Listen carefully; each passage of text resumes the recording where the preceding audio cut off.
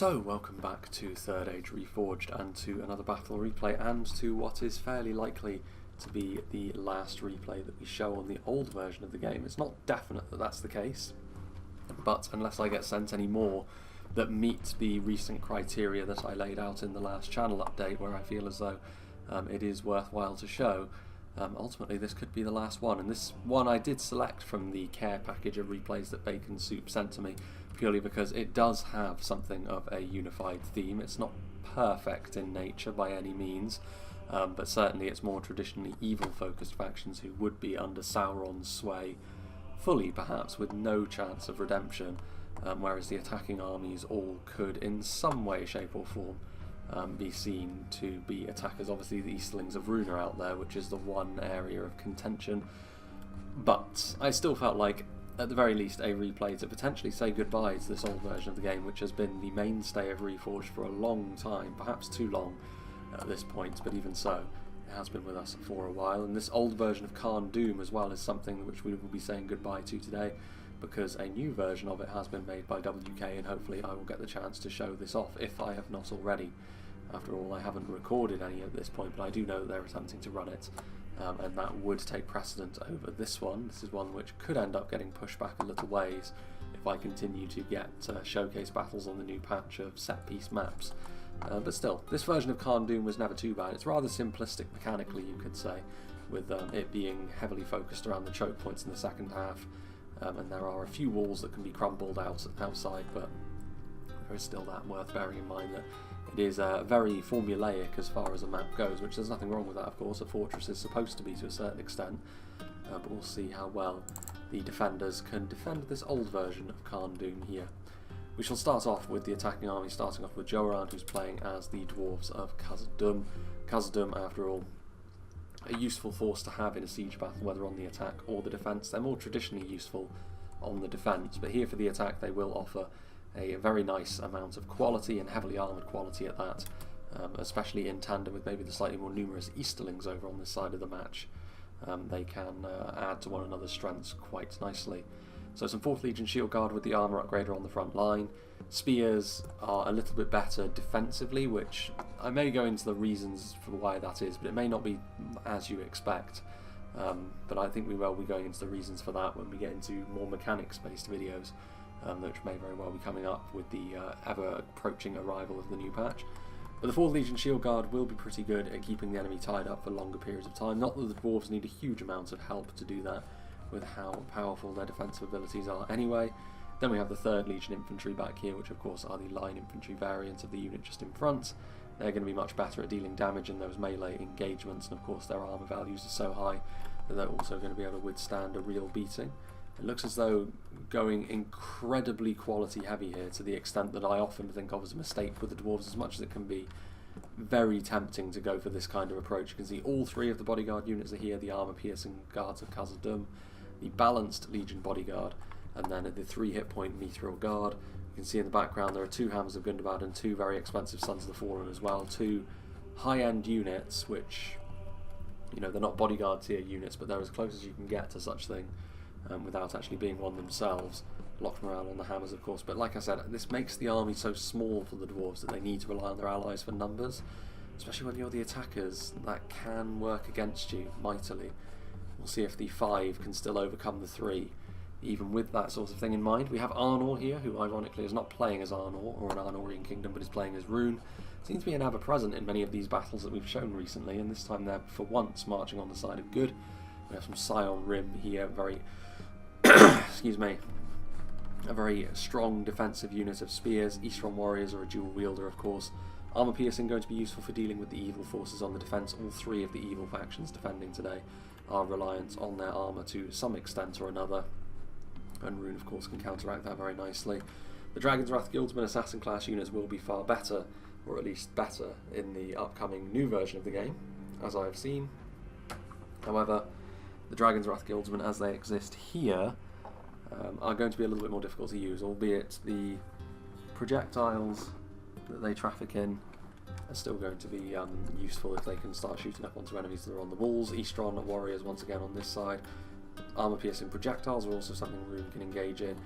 Balkoth tribesmen, plenty of Eastron crossbows as well. Loknar Rib, and there's some cavalry here as well. The Eastron Horse Guard are the kind of unit which should, theoretically, be a little bit better in the next version of the game, but here they are nonetheless. They will at least get in the way of any sorts of sally out should one occur. And then some tactical geometry here, with plenty of units of Gamperim to seal off the rear of their army. We'll see if that proves to be a concern for the attackers today. We've got Darthy Darth playing as the Gondorians, going up against some of their most hated rivals. A catapult is here. Again, a catapult may actually be more useful for trying to dislodge the attackers from some raised terrain further into the settlement rather than peeling away the walls, which isn't necessarily the most important thing here. Some fully upgraded Gondor infantry are going to be a reasonable centre to the army, though in this version of the game, of course, they are a little bit less numerous, which means they do still have that potential pitfall of being just overwhelmed by certain defensive units of infantry of the factions that Gondor face off against today. Gondor Spearmen, very much the same sort of thing, only a spear variant. Pinneth Gaeling Cavalry, again, single HP cavalry coming out in droves here in this variant of the game, which is more risky than it will be in the future. Axemen of the Sarnak offering that armour-piercing edge, plenty of those units actually, and also some Wardens of the White Tower. Let's not forget as well, we can't see the lighter variant, we've got the armour-piercing Wardens of Minas Ithil, but the ranges are hidden, and this may very well, if this turns out to be the last version of this patch that we see, the last time we'll see foot rangers actually have those body-piercing projectiles they've been so well known for. Then we have Naya Bore. He's playing as a Lothlorien. He's got some blades of the wood here on the front line with the spears of the wood. The very basic, lightly armoured, albeit fairly damaging and fairly skillful unit of light infantry that the elves have at their lowest reaches. Loranand warriors, of course, Lothlorien, especially in the next version of the game, but in this one as well, a little bit more attack focused than perhaps the heavier Imladris are. We've got some Loranand spearmen as well, which obviously heavy spears are always going to be reasonably good on the defence. And then presumably, yes indeed, here in this rather bizarre column formation, Woodland Protectors for some more javelins, Loranand Axemen for that extra bit of bite in melee. Loranand Archers, of course, skirmishing back and forth with the enemy is something the attackers could engage in, though I have to say, not a huge amount of long-range projectiles we saw from Gondor, few from Rhun, but maybe not overwhelming here. Marchwings of the Wood do have those poison arrows as well, which could come into play, and this is of course the last time that we shall see the Kindred of Celeborn in their archer guise. Now then, the final attacking army. We have another Elven faction here, Tuck the Gamer, playing as Imladris. We have got plenty of Swords of Rivendell, going perhaps for a more numerous Imladris focus, which perhaps makes up for the slightly greedier approach that the dwarves have taken on this occasion. A few more numbers here, though of course the lighter armour on the basic units of Imladris elves may well work against them, but in melee terms at least they are still able to overcome, of course, the equivalent Orcish and Umbar units. A couple of units of unupgraded Imladris Guardians, but of course nothing wrong with their quality at all, and even unupgraded their armour is still very good. We've also got some Eldarenway Spearmen, the Eldarenway class of units, of course, fantastic defensively. Offensively, the spears do lack a little bit considering the huge costs they have, but their defensive values are so good that it does kind of make up for it in the long run, provided they're not getting shot down by armour-piercing bolts. We've got some Roinan River Wards. That damage is going to be very useful at carving through the Orcs, as of course will the Eldarenway Swordmaster's presence. Godhelm, Eldarenway Archers, Noratuno Warriors and Archers of Rivendell, the full archer lineup for Imladris. Godhelm, of course, doubling as very high tier melee infantry, as well as having those silver thorns, but the rest from further away forwards, it of course goes lower tier to higher tier, and all of the associated upgrades that you would associate with that. Now then, as for the defenders, the forces of evil on the defence, we have Diego Rio Ramos playing as Umbar. That little bit of extra quality will be useful considering the fact that the dwarves are on station here with a lot of quality, two elven factions as well. Numbers is one way that the defenders can counteract that, though the orcs are far better placed to do that than Umbar, and they will still need some quality, of course, to counteract how dogged the attackers may be. We've got some Ardenheim Shield Guard, locked morale as well, so the attackers not having a monopoly on that kind of unit here, and Umbar being able to stand their ground through the worst of punishment is a really useful trait here, because it may mean that the attackers burn themselves out just that little bit more quickly. Balagai Pikemen are there as well to give them that little bit of an anchor. We've got some Alcarondas Legion, we've got some Witch Realm Blackguard up on the walls as well, so plenty of high-end line infantry units here as well as those bodyguard tier units. Naranaru Sentinels, that's a lot of money, but of course the defenders have access to a lot of money in a 5v3. It Doesn't help them as often as you think it would, but we'll see how it goes. Corsair Blackguards, we've got some more Corsair Blackguards, Balakith Shield Guard, the Olag High. This is obviously the last time we'll see trolls as they are in this version of the game. In the next version they are substantially more scary, and the Olag High, the pinnacle of trolls, certainly the best of them both here and there. Corsair Crossbows, nice armor-piercing bolts, of course. Melkor's Chosen, they could sally out. I mean, a lot of the attacking units are not the best place to deal with a sally out, given the units we've already seen. Mark, of course, playing as Mordor. Sauron's Will and Orc Fodder here also. As we make our way across to the other side, we have Bacon Soup himself, the player who sent me this battle replay, playing as Angmar on home turf today, so big thank you to him. Snaga Stalkers for the numbers, Nazgul for that very high quality, albeit bound up in very few infantry models. Orc Fodder, we've got some Witch Realm Hammer Guard, don't have the armour upgrade, they don't necessarily need it, and armour piercing will be useful on the attackers as well. All of the attackers really, especially against the high quality dwarves and of course Gondorians. We've got the Witch Realm Scourge Raiders, last time we'll see them as a footbound unit as well, potentially with their throwing projectiles. The unit everyone loves to hate in the Witches. We'll see if Bacon Soup manages to devastate the enemy and cause an uproar in the comments section once more. Barrow Whites, the last time we'll see their old unit model, but the green look to them isn't something I'll especially miss, I must be honest. Blackwatch Legion and Snaga Stalkers on the front line, mass pushing through Angmar is very rarely going to be a good idea. Trolls of Angmar, Angmar Halberds and Witch Realm Pikemen helping to back up 2 units of Witches. Man, Bacon Soup is not going to be making any friends in the comments section. I don't think there's going to be any avoiding the fact that you're going to get singed here as the attackers. We'll see if it proves to be devastating or not. It's expensive to bring 2, very expensive to bring 2, which is perhaps why we're seeing a little bit more of a focus around the Snaga tier units and not quite so many of the mid tiers like we normally see, with Angmar, Morannon Archers helping to back them up. And then finally the last few units that we'll go through, I think these are all Mordor units, so Temple Executioners, Minas Morgul Chosen for some heavy spears, Orc Javelins for some extra support back here, of course defending ranges as well in the Ardenheim Shadowbows, a second unit of Nazgul, so going to the red limit on these very small, very hyper specialised kind of units here, is that going to pay off? Usually, of course, Orcish factions are more reliant on their numbers than this. Temple Guard with armour-piercing archers, more Minas Morgul Chosen, more Blackguard or Barad-dûr, obviously able to help hold the line with their mass, and more Morannon Archers back here as well. So there will of course be a little bit of a cut, but not too much of one I imagine. I think the attackers will get down to business fairly quickly. Interesting they're not going for the central gates here, making the map smaller.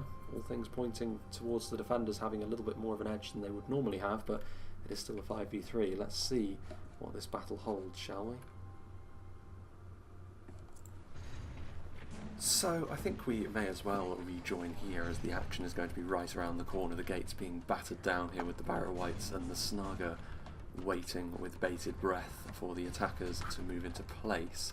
The runic forces over here, the one slightly questionable, non-good aligned faction on the attack. But having said that, the Eastlings, I suppose, are not beyond redemption in the lore.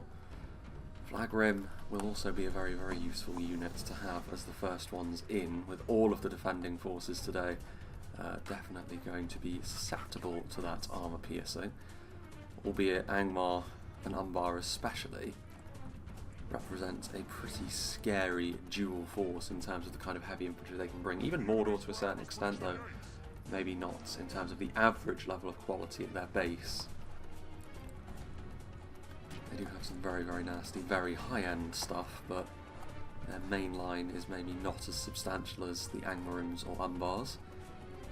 Rhun, wasting no time really, and Gondor did reposition themselves as well. It was a little bit of a weird deployment, I have to say, from Darthy Darth. I was surprised to see the Gondorians deploy over there, making the battlefield smaller, especially on a map like this where there are only really 3 ways in. You need to be making use of all of them if you can. And the Gondorians won't mind too much being under arrow fire. They're certainly going to be better than many at dealing with it. We do have one section of Crumble Wall as well, with the tragic loss of a few members of these Alcarondas Legion units. That's going to be a concern for them. Moving forwards, of course, the defenders, in spite of the fact they are evil forces, and generally, Umbar aside, are more numbers focused, they are still going to be put under the cosh in terms of the sheer size of their armies here. Which are Hammer Guard waiting as well. Perhaps it's not too surprising that Rhun have slowed up a little bit, There's also some of the dwarves of Khazad making their way forwards. Obviously that level of quality is the sort of thing which can take Angmar to task, though the Witchers are already waiting. Still nothing yet, actually. Thought we were going to get underway a little bit more rapidly than that once the gates started to form, Rhun showing a bit of restraint, but the longer they wait, of course, the more the arrow towers will inflict losses. The arrow towers don't get kills all that quickly, but still, every little helps from a defender's perspective.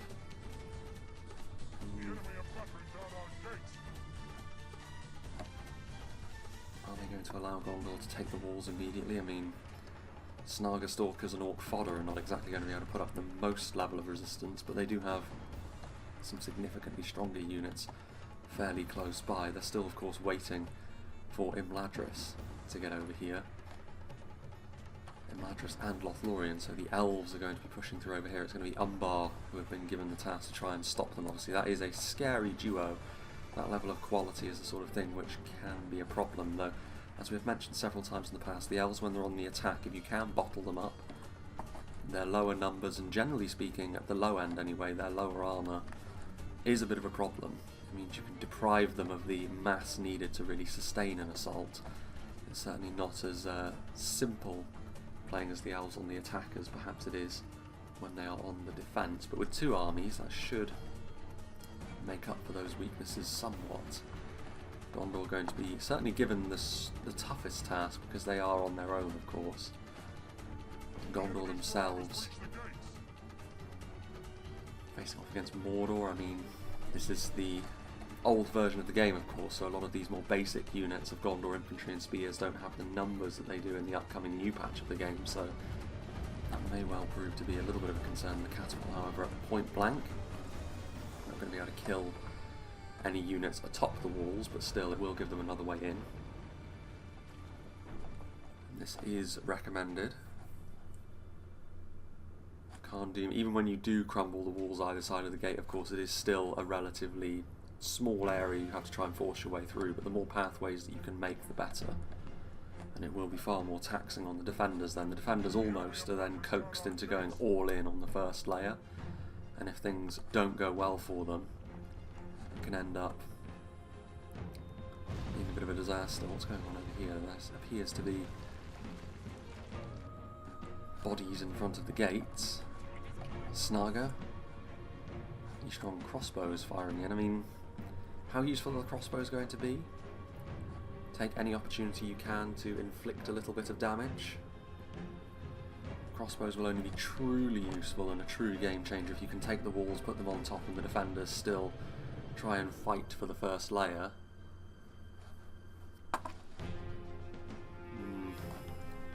Ways of Khazad moving forward as well. I mean, Angmar, really they're just waiting for the attackers to make a move, I think, and then they will collapse in upon the attacking force. But there's really nothing Khazad or Rhun can do to stop that.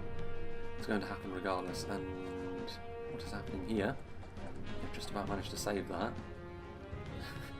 The strength of those Gondor spearmen to be able to do that.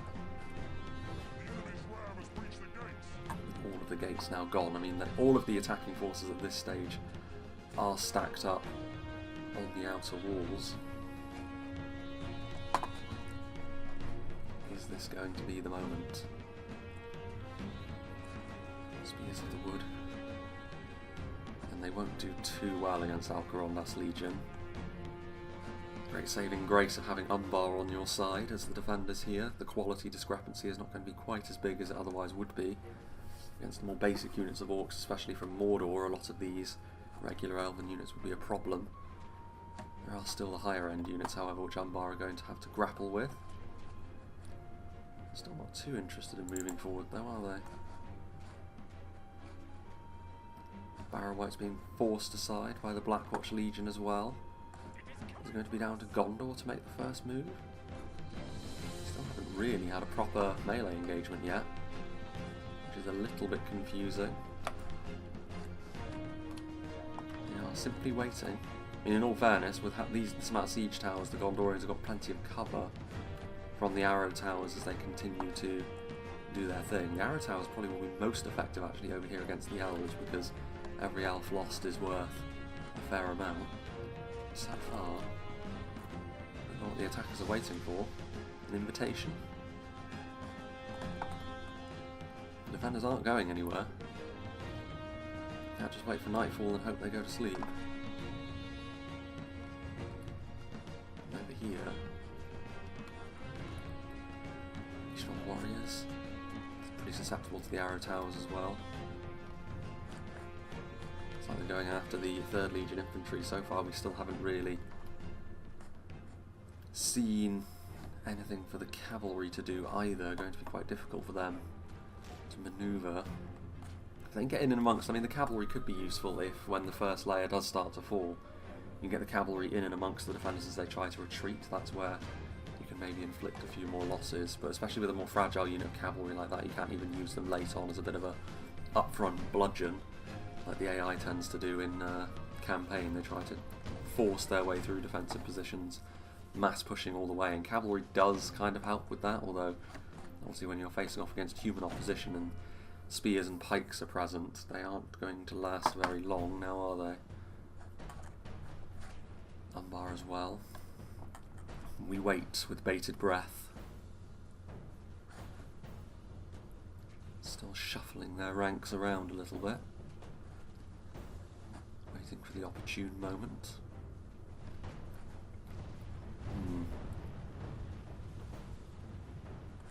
Another wall to be crumbled, the Gondorians sending their catapult across. Maybe this is what we've been waiting for. Rhun and the dwarves do not have their own artillery, so they are simply waiting for their allies to give them a little bit of a hand with that. They have their siege tower ready to try and take the walls over here. Then another entryway as well to be moved in. The trolls will be less effective in this version of the game, of course. We've seen several battles on the new patch at this point, and we know how potent the trolls can be. Trolls of Angmar perhaps have actually been the best performer of all the trolls that we've seen so far on the new patch, actually, but in this version of the game, of course, they're still a little bit more of a flash in the pan type of unit. They will still do a lot of damage, however, but especially against the dwarves and Rhun, that level of armour piercing is still going to be a concern. Large ones of the wood shooting in, so we're starting to see a little bit more catapult hitting the barrow whites in behind as well.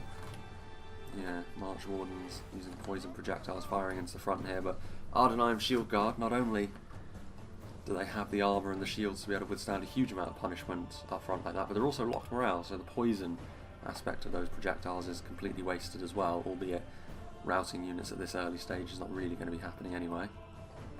Balakith Marksman not yet firing back.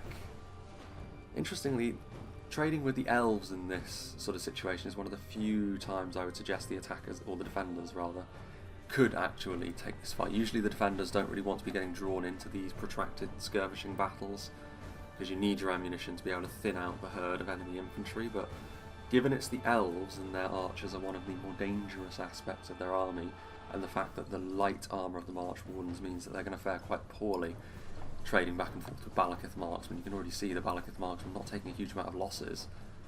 Testament to their good gear. That would be my view on the situation, but so far Umbar continuing to show that restraint.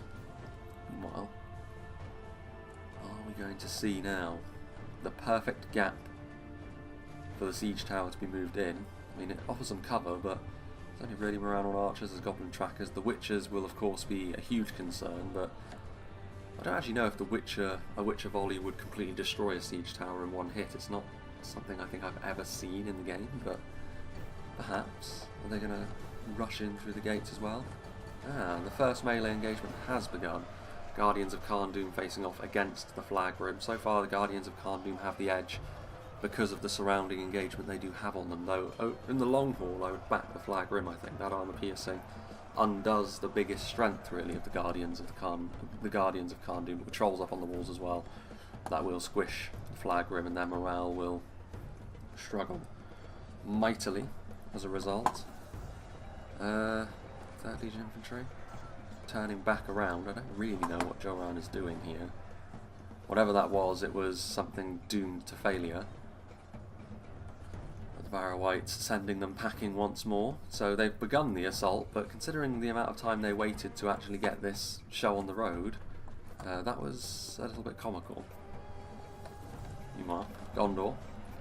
Gondor spearmen doing the same thing, trying to push the siege tower and giving them as much cover as they possibly can, trying to make it as difficult as possible for the defenders to utilise their support. Not the worst idea. I mean, it's something we've not seen a huge amount of with siege tower. We've seen siege towers used as a sort of makeshift battering ram to disrupt formations in the past, but here, being used en masse as almost a giant shield, Sauron's Will, on the other hand, will easily have the better of the Gondorian units they're facing off against here. That armour piercing going to be too much for the Gondor spears to deal with. A bit of Snaga support as well, in case they needed some numbers up on the walls. A very similar story over here, actually. Sauron's Will, a little bit bloodied in all fairness. This is Gondor infantry, mind you.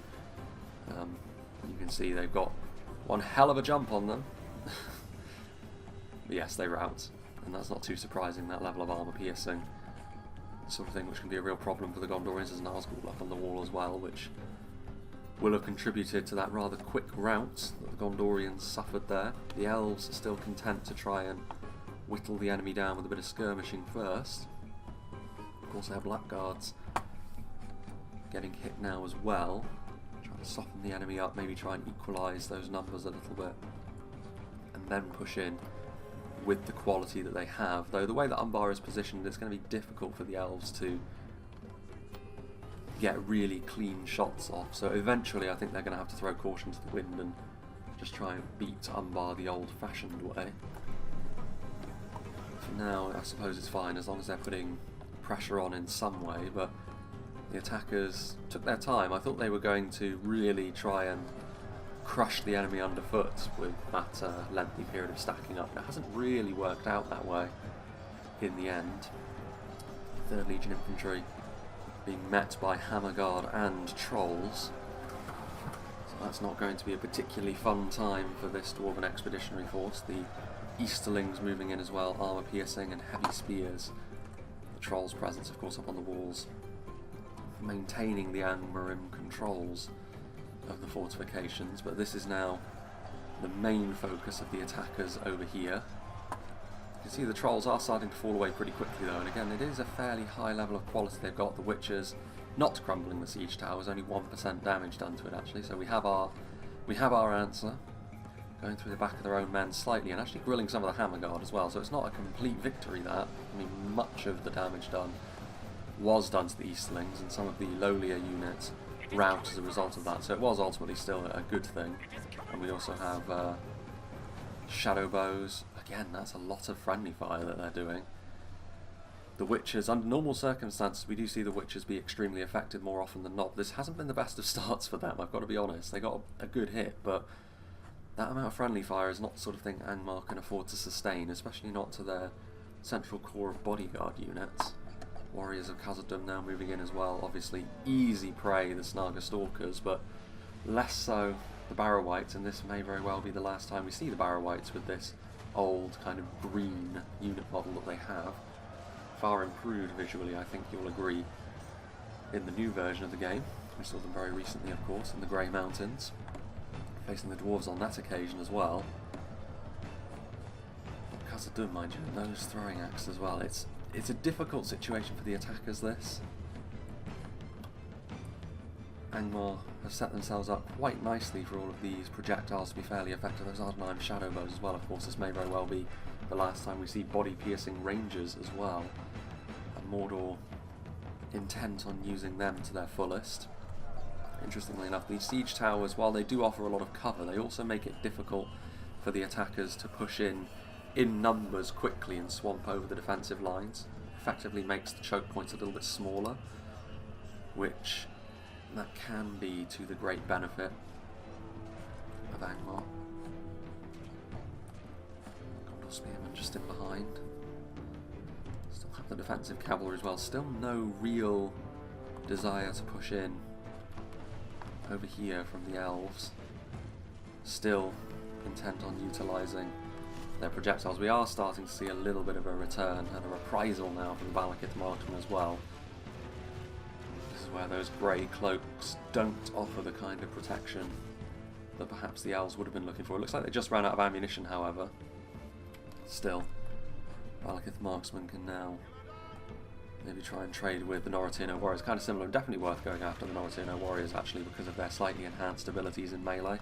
That is their selling point, so it makes it a far easier decision, I think, to try and shoot them at range.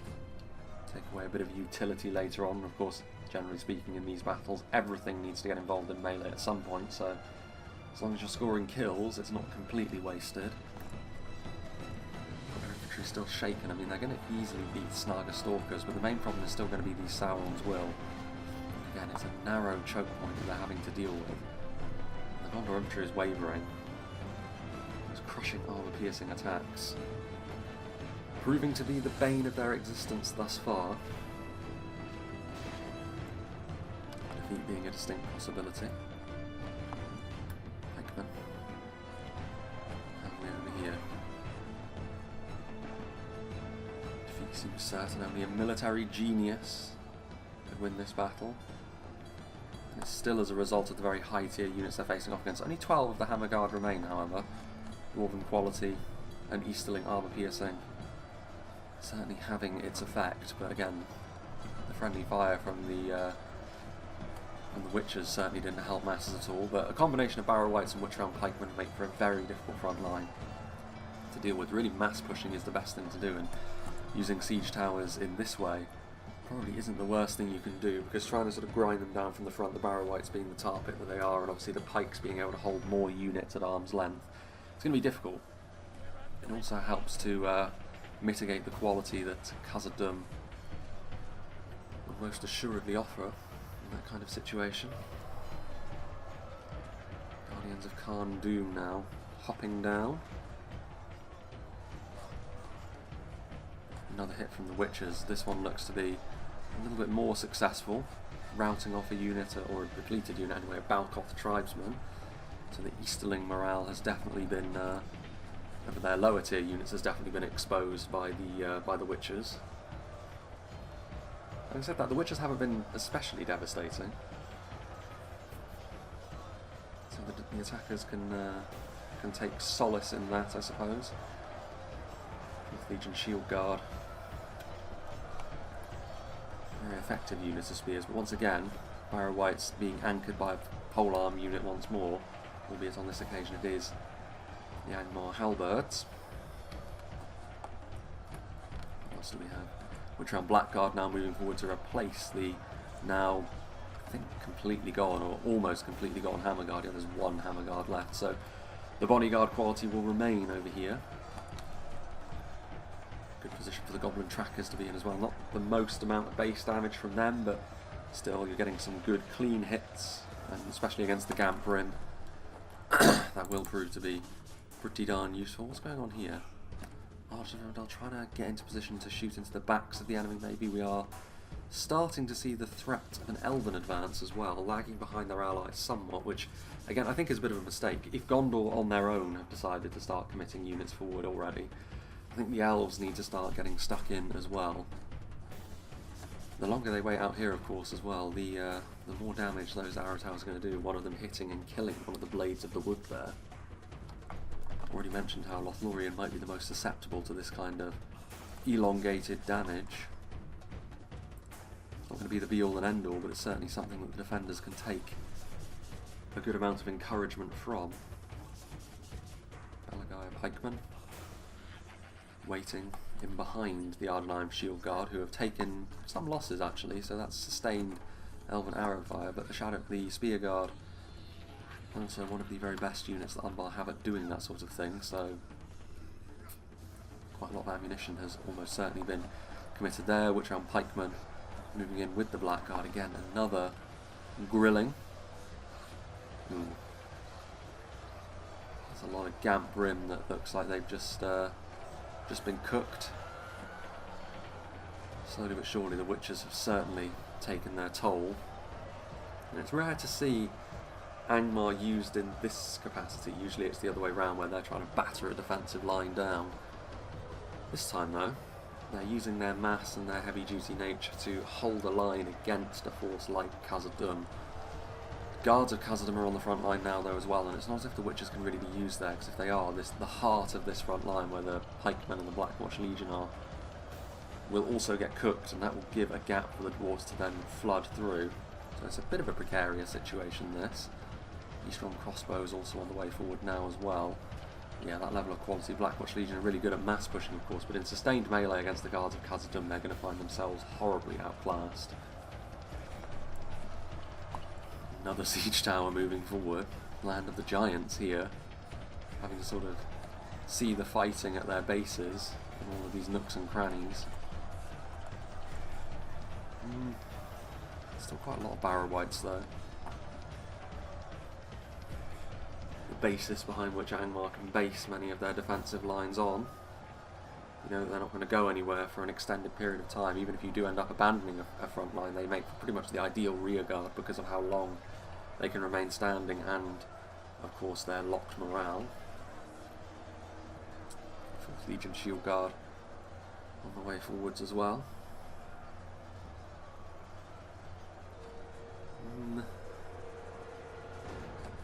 Still a lot of arrow fire coming in from those goblin trackers. There's a lot of them. Obviously, has a quality all of its own, I suppose. Ooh, that was actually very fortuitous. The Witches there. They managed to hit right into the heart of the Dwarven line, routing off some of the 3rd Legion. The Guards of Khazad taking the brunt of that. A bit of friendly fire, but nowhere near as much as it could have been. But I suppose this front line was failing anyway, slowly but surely, so I suppose it was worth the risk from Angmar. The Witches are not quite as devastating in the next version of the game. The projectiles have been made a little thinner. So this is also maybe the last time that we'll see them in their full power glory, I suppose would be the word for it, but many people may disagree. They certainly split the field in terms of what they're all about. Axemen of the Sarnak, so Gondor finally answering with some heavy axemen of their own. Not that armour piercing is strictly necessary against Snaga Stalkers, but they will still do the business nonetheless. Mordor chosen, getting up onto the walls with the Nazgul, going to prevent any flanking manoeuvres from the Gondorians up on the walls. I mean, the elves are in here now, but they still haven't really committed to a melee engagement. Again, dawdling a little bit, and that's allowing the Balakith marksmen to get more good hits. And this is going to be a real concern. I don't really think that the elves have approached this battle in the way that they should have.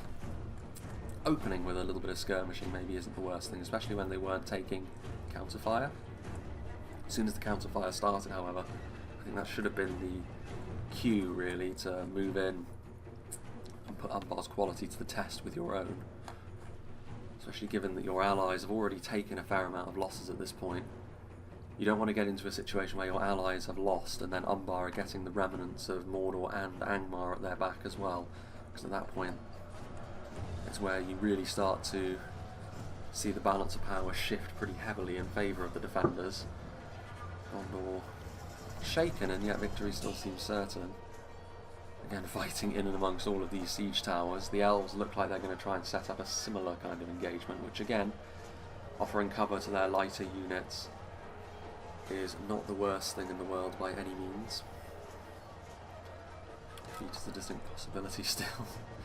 The armour piercing on these Sauron's Will have definitely, they feasted well in this battle thus far, and again, when you start to see Legion units from Khazad fleeing, it's starting to look pretty ropey. Ardenheim shadow bows firing into the Scion Rim as they look to take the fleeing dwarves' place on the front line. Victory is a distinct possibility for them. They can at least take cover behind the siege towers, and that means the Ardenheim shadow bows cannot continue. Even despite taking a hit from the Witches, the guards of Khazad still mulching their way through the Angmar in front line, and they have since been joined by Sons of the Fallen as well, so the dwarves forming up still a very sturdy assault, testament to Khazad's high-end quality. Depending on the situation, you can say they have the strongest heavy infantry in the game. Though of course they do contest that right quite directly with, well, fellow attacker today, Imladris, but we haven't really seen Imladris flex their muscles in this regard yet. So still wait. Strong Horse Guard going to flood in now as well. Is there an opportunity for the Horse Guard to be used? I mean, there's only Barrow Wights really over here. The pikes are very limited. The only problem with this kind of unit though is, in this version of the game especially, with the single HP cavalry being fairly underwhelming, you can get in and amongst the enemy and disrupt, but you're still going to see them fall away pretty darn quickly. That's why perhaps even in the next version of the game, I mean, the Horse Guard are more of a lighter hit and run style of cavalry unit. What you really want in here is something a little bit heavier. Cataphracts like the Dragon's Wrath Warlords, for example, have the armour and the heft and the second hit point, of course, to be able to withstand this sort of thing. Still, that gap that they have just made has allowed the Sons of the Fallen to move forward, so not completely wasted. At least the cavalry has done something. The Sons of the Fallen will, of course, easily skewer their way through these goblin trackers. Oof, again. There's a lot of Sons of the Fallen that just got cooked. Despite a ropey start, the Witchers have, in the end, bullied the attackers in perhaps the way I was kind of expecting when I saw them. Especially when you're on the defence as Angmar and you've got access to the Witchers, it becomes difficult for the attackers. When it's the other way around and Angmar are attacking, there's more of a sense that you can see them coming if you pay attention. You can shoot them down, and in spite of their multiple HP, you can deal with them. But when they're on the defence, you have to kind of walk into the lion's den. This is a little bit more like it. It's all happened all at once, really, for the elves. They've decided to collapse down upon the enemy. Better late than never. But the Eldarenway Spearmen are shaken, which is very surprising. But there's a lot of Alcarondas Legion back here. The Corsair Blackguards have been utilising their javelins as well. Warlords of Umbar clattering into the Imladris Guardians too. Balakith Marksmen struggling, but with some cavalry charges. That could be reversed. Imladris Guardians can, numbers-wise, struggling, but quality-wise they should be okay against the Balakith Axe Guard. But again, Umbar, they won't fold in the way that many other factions might against the level of quality that the elves can bring to bear, especially when you see those clear projectiles streaking through the sky. Castamir's Rangers, body piercing. Perhaps for the final time, something that the defenders can lean on as a bit of a crutch. Moving in with the God Helim as well. Silverthorn arrows could be useful for trying to disrupt the Castamir's Rangers actually, but Shield Guard, a locked morale unit, they won't run in the face of the elves either. Lauren armed axemen engaging with the Alcarondas Legion, and as you can see, Alcarondas Legion losing that particular fight. A little bit of extra venom that those axes offer the Lauren armed axeman. The key, perhaps? Eldarenway Swordmasters moving forward. It says victory seems certain, but there's not that many of them left. Obviously very, very high stats, but they have advanced a long way here. Corsair Blackguards are here, the cavalry. This was always going to be a little bit of a question mark, which side could utilise their cavalry best, and this is a great opportunity really for the Warlords of Umbar to be used very well. The way that the engagement is, it's not perfectly clean, so there's going to be gaps, and that may very well allow them to get their lances down and really do the business off the charge. Further over, Narunataru Sentinels, there's still a bit of support that Umbar could move forward with, but so far electing not to. I mean, this blob of elves that have moved in near the gap in the wall, that one unit of Ardenian, Shield Guard and Belagai pikemen have been utterly overwhelmed, so the elves are scoring victories here.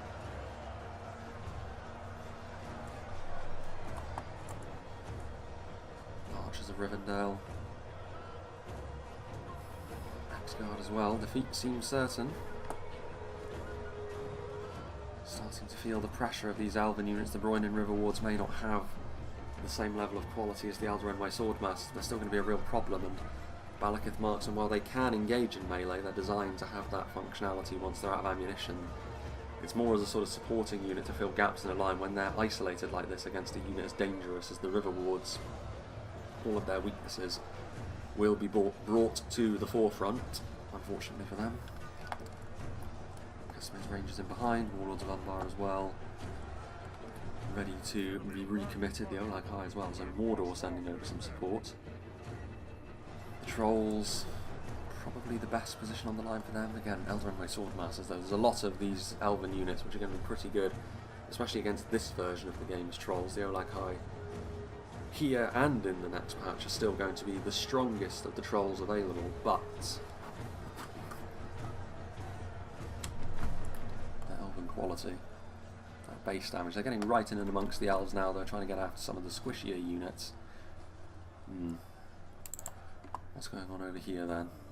I think we are starting to see really a bit of a more of a unified effort over here, because with one last push, in spite of all of the losses that the Dwarves and the Easterlings have taken over here, they have managed to swamp over this front line now, and again, the Hammers of Gondor, that damage spike is very, very substantial. Snaga Archers suffering a little bit, Carmel's Shadow Bows of Rhun trying to get into position, and of course they will be very, very deadly. Final Witcher-on Pikemen, the Blackguard as well, fighting hard, but it's not really a great engagement for them either.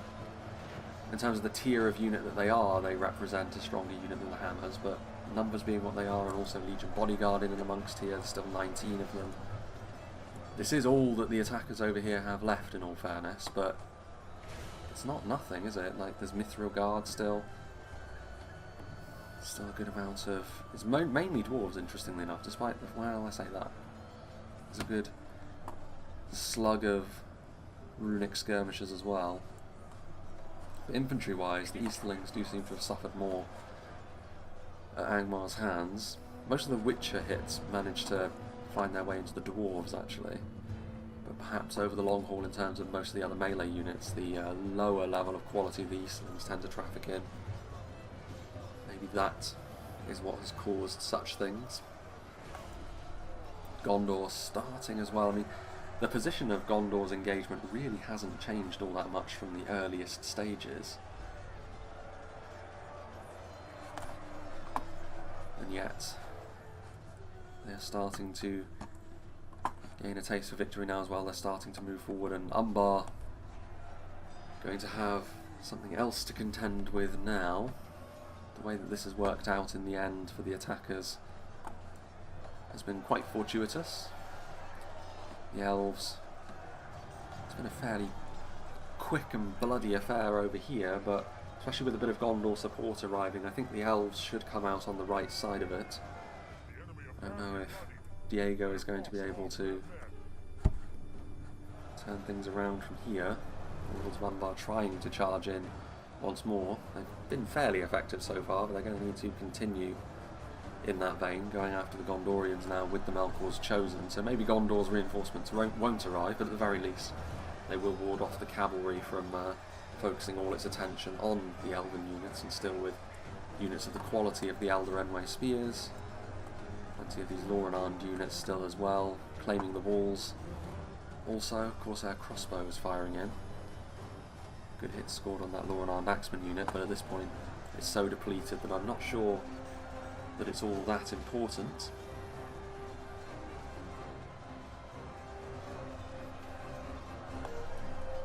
Loren-armed archers. Woodland protectors moving forwards as well. Javelin support certainly wouldn't go amiss. This cavalry, can that be the difference? I don't know. I mean, again, this is actually where all of these siege towers that have been placed down, getting in the way, actually will help make the defensive cavalry's job just that much harder. Mithril Guard, Gamprim, waving off their presence, perhaps no longer needed. Witcher-on Blackguard getting squished in between Dwarven Bodyguard units, the Mithril Guard. Again, that quality spike, the Mithril Guard represent really the toughest nut to crack on the whole field. Balin himself rolling with his finest warriors. I guess it depends what you're after, but to me the third hit point of the Mithril Guard does make them better than the guards of Khazad, purely because armor piercing can be offered up by other units in the Khazad roster as well, whereas that third hit point, it just gives you so much survivability that can't really be replicated even with all of the other heavy dwarven infantry units. And there goes the Witcher on Blackguard, and there goes Bacon Soup's General. They may well have grilled a good portion of the attackers over here, but in the end the attackers do have the ability to continue. And again, they're flooding forwards. They're going to have to move back directly to the final stand at this point. Mordor probably have the lion's share of the useful units that remain. Is that going to be enough? I don't think so. I think the attackers have probably got what they need to make this a success. Cavalry a little bit more battered and bruised from when last we saw them, 16 of them and bloodied. And part of the issue they have is that the elves, especially when you're talking about their heavy spears, and I think there are Lothlorien spearmen in here as well, but Eldarenway spearmen, if you charge into that kind of unit, you'll be fine initially, but as soon as those spears start to make those jabs, you're going to start hemorrhaging manpower. Arrow fire point blank being used, trying to defuse the situation as best they can. Also crossmen being used as the rear guard. Were they able to utilise all of their ammunition? I am not sure if they were. As the Eldarenway spearmen move in. Again, that wasn't the best of charges, but it wasn't the worst either. Definitely the right kind of target to be going after, one that doesn't really have too much anti-cavalry about it. They have a two-handed weapon, but they're still dedicated archers. Still some, interestingly enough, it's fairly impressive these Balakath Guard haven't already routed given the situation they find themselves in. Umbar may have a locked morale units at their highest tier, but the Balakath do not have that distinction.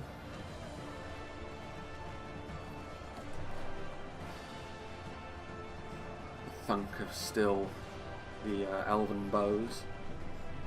They charge again, yes. Trying to pick off what they can here. And if nothing else as well, this will slow the elven advance to the next section of the fortress. As I said, I mean, having a look, it's looking pretty grim for the defenders at this point. I think it started well, as often is with 3v5s, it can look like it's starting well for the defenders, but then the attackers will make a decisive action, and all of a sudden, all of their plans lie in shambles. And I think that's probably what has occurred here.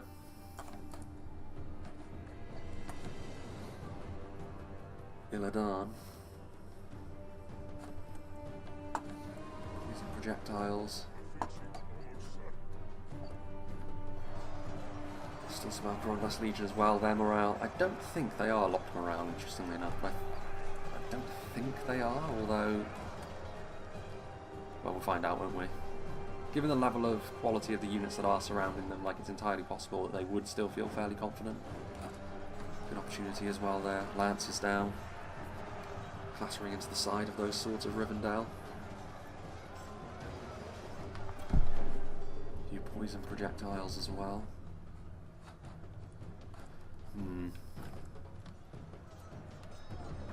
Amazingly enough, there's still some orc javelins as well in the rear guard. Now this is a unit that I would not expect to last all that long in terms of morale.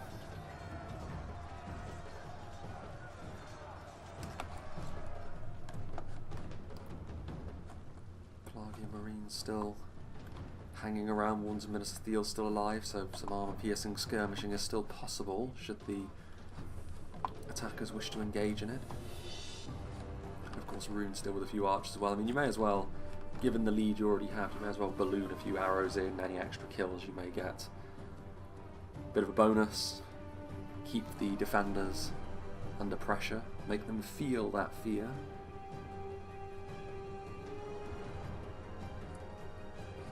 Spearmen ready to move forward, still perhaps trying to deal with this cavalry. It wouldn't surprise me if the Warlords of Umbar managed to rack up a very impressive kill count by the end of this battle, but surely they're coming to the end of their shelf life now. And archers flooding forth as well. Surely they have a unit of I mean, the Eldarinway Spears are over there, sort of guarding against anything else, but surely the Eldarinway Spearmen should be trying to chase the warlords around, light a fire under Diego's cavalry.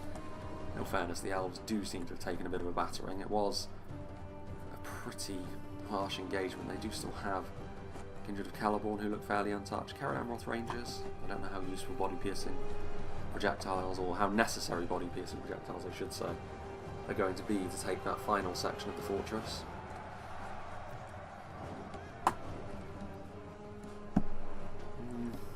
Trying to go after the God Halim. I mean, they are swords and shields in melee, so not the deadliest anti-cavalry force, but I mean, at this point, I think the warlords are so wounded and depleted that most hits are going to be enough to finish them off. There goes another one. Managed to get a decent charge there, but one remains. Many fall, but one remains.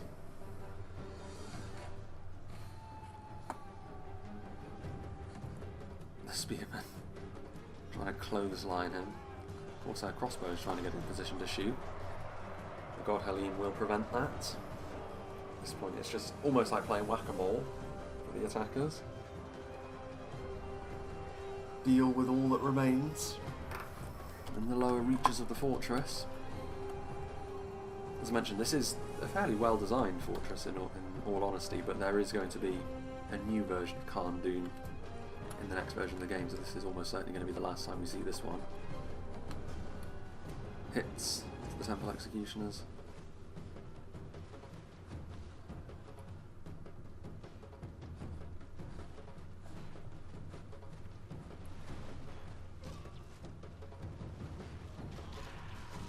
Again, plenty of arrow fire. Minister Theo being used effectively, Gondor archers being used effectively as well. It's actually a fairly nice arc of fire. Are we going to see... I mean, yeah, they're going to get bled out at the wrists if they stay here, so we may see a sally out, one last valiant charge into the welcoming arms of this joint dwarven Easterling front line that is laid on for them. Malcol's chosen first out, but surely those Easterling halberdiers will prove to be a problem.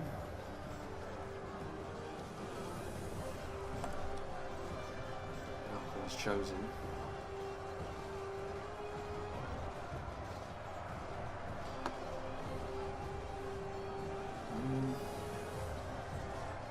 Rhun.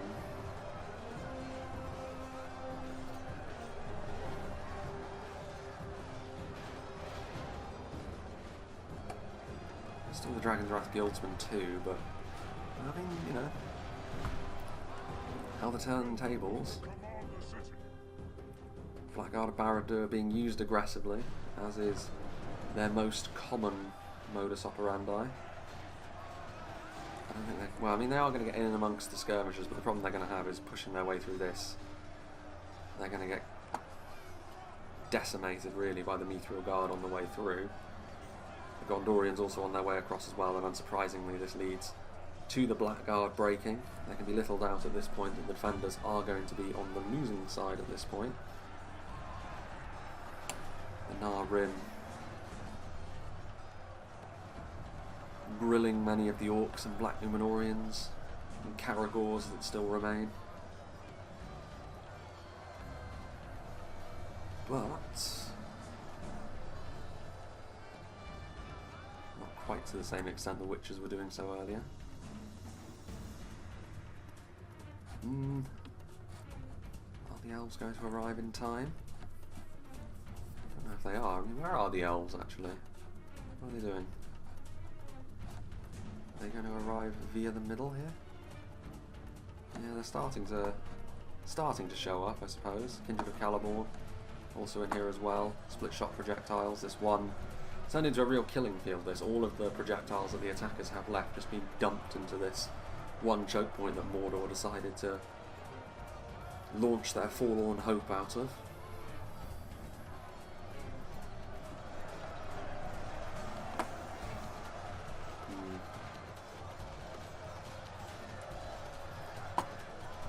Tribesmen as well. So in the end, going to be a reasonably comprehensive victory for the attackers this. Perhaps this is also the most appropriate way to almost, well, I say almost certainly, but probably end my coverage of the old patch of the game. The Witchers being a real presence, the attackers ultimately winning by a fairly comfortable margin. Albeit on this occasion, of course, it was evil factions on the defence, so there are a few things that are maybe a little bit different. Lime Shadow Bows are running. Temple Guard are running as well. Saga Archers still doing their thing. Actually surprised there's still this amount of frames left, to be honest. Mordor crumbling as Gondor lead the assault now. And our Rhun continue to rain their fiery arrows down upon what very little remains of the defenders at this point. Temple Guard return from routing now. Split shots as well. Like falling stars, the arrows now. Random Archers committed to melee as well. As I said, everything for the defenders often gets involved in melee. Even units that are not really designed for such. Everything needs to try and do its bit, but of course the battle is far beyond them at this stage.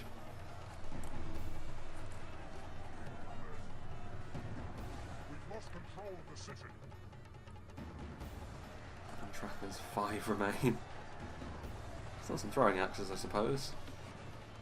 Gondorians, considering the kind of engagement that the Gondorians had to endure early on, I think Darthy Darth's actually done pretty damn well on his own, having to deal with Mordor. Mordor did siphon off some support to help Umbar when it was required against the elves, but Gondor, I think, played the single attacker as you need to. A little bit more conservative, taking a few losses early in proceedings, but when his allies started to gain some traction, that's when more was committed forward, and that's where his assault bore fruit.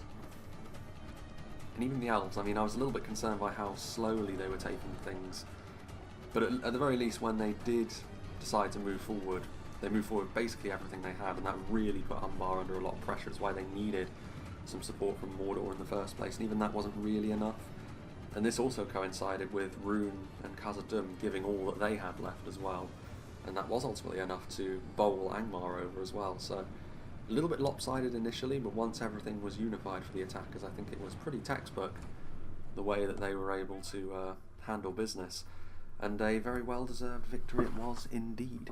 The dwarves getting the most amount of kills, that's not too surprising. Angmar were the most numerous army after all, and they were committed earliest, so they were active from the earliest stages of things, whereas the elves obviously getting lower amounts of kills, but they were also against the smallest army, and they were also taking their time a little bit more with it, so that makes sense. From a defending perspective as well, it also makes a bit more sense. I think Mordor getting that amount of kills is a little bit surprising, I suppose. They were up against only one army, but it was a slightly bigger one in the Gondorian force. And ultimately Umbar facing off against the elves getting more. I mean, Mordor did have the most left for the final stand. In fact, they were the only army really to have anything left here in the final stand. So like I said, the defenders got baited really into committing everything they had into the first layer, and it ended up not being the correct choice. Mordor didn't make that mistake, but then by the same token, what they saved wasn't really enough to make it a contest in the late game anyway. So yeah, one of those things to bear in mind. Angmar, I mean, we'll see what did the damage here for Angmar. The Witch Realm Blackguard, not too many. By the time they were committed, things were already looking a bit dicey. 2 units of Witches, 277 is good return, 186 is okay, considering the friendly fire. It's a big expense going into the red limit for 2 Witches like that, and with that amount of kills, I would say not worth it. So that is the takeaway from this, even though there were some pretty devastating hits, given the expenditure. I would say not worthwhile. Snaga, Archers and Goblin Trackers. Goblin Trackers doing quite well actually. Scourge Raiders, 134 is decent, 69 is not really enough against the kind of force they were against. Barrow Wights aren't really designed for kills, they're designed to hold a line. Weird kind of unorthodox Angmar army this in many ways, with the lighter units, and then based around going into the red limit on those Witches. There's only 1 unit of Guardians of Khan Doom, and they did well, actually very well. Witch Realm Hammerguard also doing pretty well, but many of these units needed to do a little bit better. even against a force like the dwarves, I think you're going to need to see higher amounts of kills. And considering Angmar got the most amount of kills, we can extrapolate the same. Is certainly true of Mordor, but also of Umbar as well, even though they were against the elves. So yeah, it's one of those situations, I guess. It started off reasonably well for the defenders, but the battle changed pretty quickly, and they were not in a position and were not able really to react to that, and as a result the attackers are the worthy victors here on what is potentially the last battle that I cover on this version of the game. It's very, very likely. I can't imagine me going back to it at this point unless someone's got something like really special that they want me to show, but we shall see. As far as what's going to be coming up soon, we have got several battles on the new patch of the game, including one on Mistrand, which will probably be the very next one we show. I've got 3 battles, I believe, from the Womb Raider as well. One Mordor focused, one is Dunedain focused, and then the other one I'm not sure about. Maybe Lothlorien focused, I'm not sure. But yeah, so we effectively have 4 of those.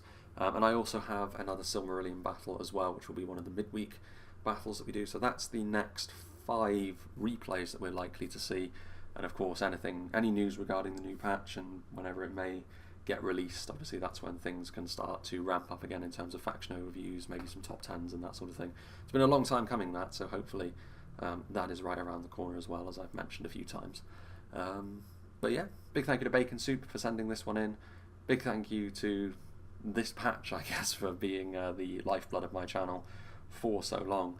And yeah, big thanks to all the players as well for being a part of this battle replay. I hope you enjoyed this, and I hope you'll join me for whatever is next.